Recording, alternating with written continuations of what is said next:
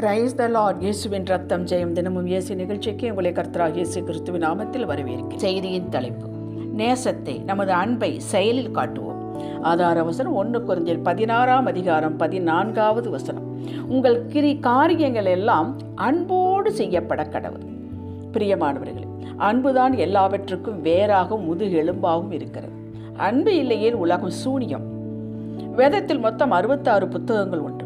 இதில் பழைய ஏற்பாடு 39 புத்தகங்கள், புதிய ஏற்பாடு 27 புத்தகங்கள். இவற்று ஒன்று கூட அன்பை பற்றி பேசாமல் இல்லை, அன்பை காட்டாமல் இல்லை. அத்தனை அன்பின் வெளிப்பாடுகளாகவே இருக்கிறது. இறைவனுடைய அன்பின் வெளிப்பாடு அன்பை பிரதானமாக வைத்தே எழுதப்பட்டுள்ளது.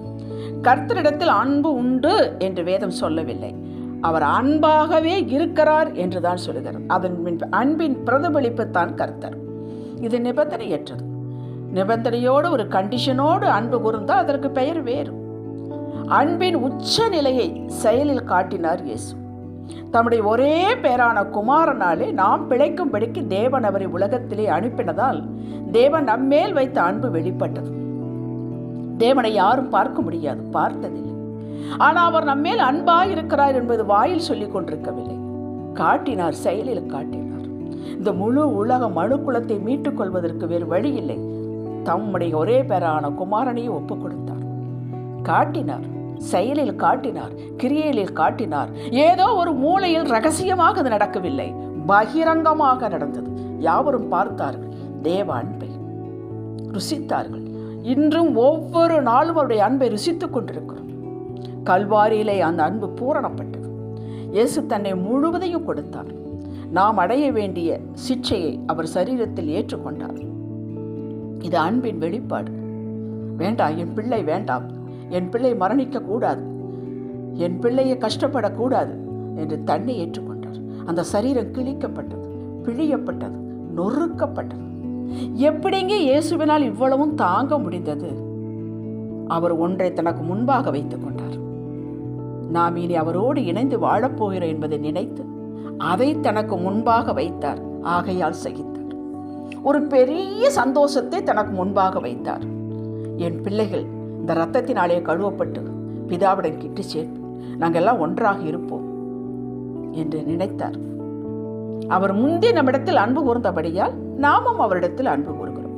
1 யோவான் 4:19. அவர் அன்பாகவே இருந்து அன்பிருந்தால் என்னவெல்லாம் செய்ய முடியும் என்பதை காட்டினார், வாயில் சொல்லவில்லை. அதே போல அவர் நம்மிடத்தில் எதிர்பார்ப்பது அன்பு, மாய்மாலமற்ற அன்பு.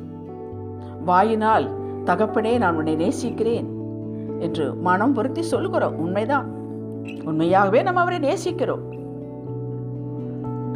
கிரியைகளில் அதை காட்ட வேண்டும். அதைத்தான் எதிர்பார்க்கிறார்.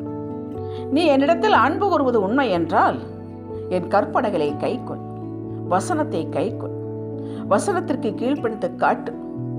நீ என்னிடத்தில் அன்பு கூறுவது உண்மை என்றால் இந்த சிறியரில் ஒருவருக்கு உதவி செய். அவர்கள் போர்த்திக் கொள்ள ஒரு போர்வையை கொடு, அவர்கள் சாப்பிட ஏதாவது கொடு, அவர்கள் முன்னேறுவதற்கு ஒரு வழியை காட்டு. என் பிள்ளைகளுக்காக ஜெபி. இதைத்தான் எதிர்பார்க்கிறார். அவருக்கு நம்ம என்னத்தை கொடுக்க முடியும்? வானம் அவருடையது, சிங்காசனம் அவருடையது, பூமி அவருடையது. அவருக்கு ஒன்று கொடுக்க முடியாது. இந்த பூமியிலே இருக்கக்கூடிய நாம் காண்கிற மக்களுக்கு நாம் நன்மை செய்து அந்த அன்பை காட்ட வேண்டும். அதை எதிர்பார்க்கிறோம். என் பிள்ளைகளே, வசனத்தினாலும் நாவினாலும் அல்ல, கிரியையினாலும் உண்மையினாலும் அன்பு கூற கடவுள். 1 யோவான் 3:18. இதையெல்லாம் நாம் அடியிட்டு கோடிட்டு வைத்துக் கொள்ள வேண்டும். வாக்குத்தத்த வசனங்கள், ஆசீர்வாத வசனங்களையா கலர் கலரா பண்ணி வைத்திருப்போம். இப்படிப்பட்ட வசனங்களை அண்டர்லைன் பண்ணி வைங்க. அவர் செயலினாலே காட்டினார், நம்மையும் அப்படித்தான் காட்ட சொல்லுகிறார். நாம் பிறரிடத்தில் அன்பின் வாசனையை செயலில் காட்டும் போது மட்டும்தான் நாம் கர்த்தரை நேசிக்கிறோம் என்பதன் அடையாளம். 1 கொரிந்தியர் 13 படியுங்கள். 13 வசனங்கள் உண்டு. அன்பு என்னவெல்லாம் செய்யும்? ஒருவன் அன்பாக இருக்கிறான் என்றால், தேவனிடத்தில் அன்பு கூறுகிறேன் என்று சொன்னால் அவனுடைய அடையாளம் என்ன காட்டுகிறது? படித்து பாருங்கள் அந்த அதிகாரத்தை. நாம் கர்த்தரில் அன்பாக இருப்பதை அதிகாலை எழும்பி முதல் நேரத்தை அவருக்கு கொடுத்து அவரை முக்கியப்படுத்தினால் அவரை நாம் நேசிக்கிறோம் என்பதாகும்.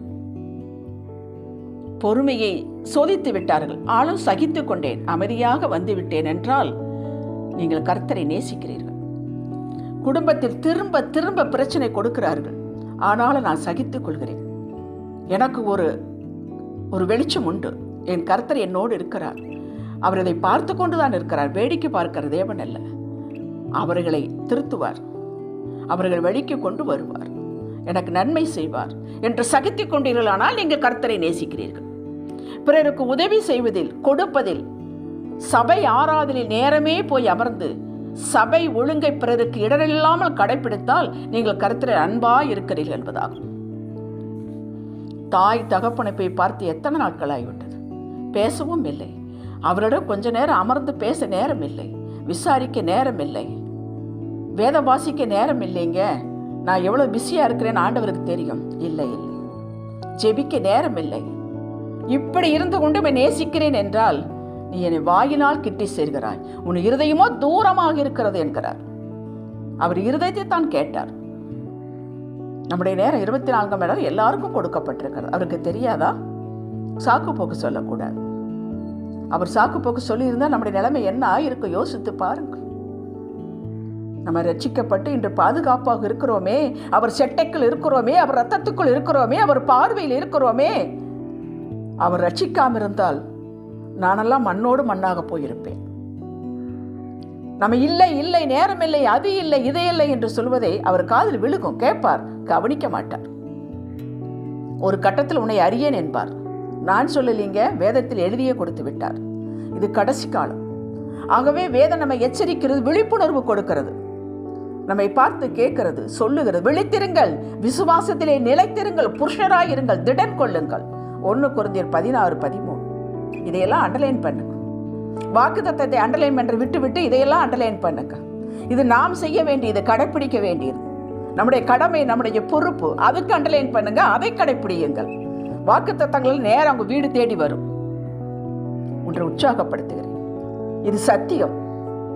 ஒருடைய அந்தி காலத்தில் உயிர் பெரியும் தருவாயில் அவனுக்கு நினைவு இருக்குமானால் உறவுகளைத்தான் பார்க்க ஆசைப்படுவான், பிரியப்படுவான், கூப்பிடுவான். என் டிகிரி சர்டிஃபிகேட், இந்த வைர மோதிரம், அந்த டாக்குமெண்ட்லாம் கொண்டாங்க, நான் பார்க்குறேன், நான் கேட்பான், கேட்க மாட்டேன். நாம் இந்த பூமியில் எந்த காரியத்தை செய்தாலும் கர்த்தர் பார்க்கிறார். அவருக்காக செய்கிறேன், அவரை பிரியப்படுத்துவதே என் சித்தம் என்று செய்ய வேண்டும். அவரை பிரியப்படுத்துவது எளிதுங்க. நீங்கள் சின்ன காரியம் சொன்னாலும் செய்தாலும் ஆண்டவர் சந்தோஷப்படுவார். மனிதர்களை பிரியப்படுத்துவது கஷ்டம். கொலேசியர் 3:24 படியுங்கள்.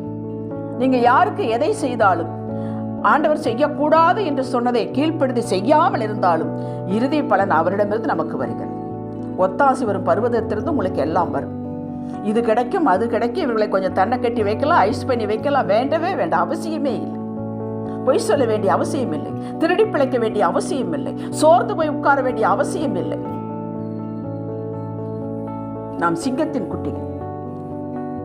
மத்தேயு 25:34-46 வரை படியுங்கள். கர்த்தர் அன்பின் செயலாக எப்படி எதிர்பார்க்கிறார் என்பது புரியும். இப்படியாக அதை முடிக்கிறார். இந்த சிறியவர்களுக்கு எதை செய்தீர்களோ அது எனக்கே செய்தீர்கள். எதை செய்யாதிருந்தீர்களோ, செய்ய திறன் இருந்தும், கொடுக்க திறன் இருந்தும், வாய்ப்பு இருந்தும், ஞாபகம் இருந்தும் கொடாமல் இருப்பது அது எனக்கே நீங்க செய்யாதிருந்தீர்கள் என்கிறார். இதுக்கு நமக்கு பயம் வர வேண்டும். இதுக்கு பேர் தான் பயபக்தி. எதுவும் நம்மோடு கூட வரப்போவதில்லை. அன்பினால் செய்யப்பட்ட காரியங்களே, நற்கிரிகளே, இதுவே நம்மோடு வரும். தமது சொந்த இரத்தத்தினாலே நம்மை பாவங்களற கழுவி தம்முடைய பிதாவுக்கு தேவனுக்கு முன்பாக நம்மை ராஜாக்கள் ஆசாரியமாக்கிற அவருக்கு எண்ணத்தை செலுத்தி சரி கட்டுவோம். நாம் எண்ணத்தை கொடுக்க முடியும், அவருக்கு எதையும் கொடுத்து சரி கட்ட முடியாது. அனுபவிக்கலாம். அவர் கல்வாரி செய்து வைத்ததை சம்பாதித்து வைத்து நம்ம அனுபவிக்கலாம். நம்மளால் அனுபவிக்க முடியுமே ஒழிய அவருக்கு திருப்பி கொடுப்பது இந்த தாழ்மை, கீழ்ப்பிடிதல், அவரது கற்பனைகள் கை கொண்டு தேவ வார்த்தையை, கட்டளையை தாழ்மையாக நடப்பதை தவிர நம்முடைய வேற எதையும் எதிர்பார்ப்பதில்லை. இதுவுக்கும் அவர் நமக்கு கிருபை அளிக்கிறார். கிருபை கொடுக்கிறார். காலைதோறும் புத்தம்பது கிருபை கொடுக்கிறார். நம்மால் முடிந்ததை அவருக்கு தெரியும், எது நம்மால் முடியும், எதை நம்மால் முடியாது என்று. இது செய்தால் போதும். ஹல்லேலூயா. ஜெபிக்கலாம். தகப்பனே, கல்வாரி அன்பிற்கு ஈடாக எதையும் கொடுக்க இயலாது. ஒன்று செய்வோம், உம்மோடு இணைந்து கொள்வோம், உம்மிலே நிலைத்திருப்போம், உமது வார்த்தைக்கு கீழ்ப்படுத்தி உம்மை பிரியப்படுத்துவோம். அதற்கும் கிருபை அளிக்கிறேன் தினந்தோறும். ஸ்தோத்திரம். நன்றி அப்பா. உமது பிரியத்தில் நிலைத்திருக்க விரும்புகிறோம். உதவி செய்யுங்க. இயேசுவே நாமத்தில் பிதாவே. ஆமேன். ஹல்லேலூயா.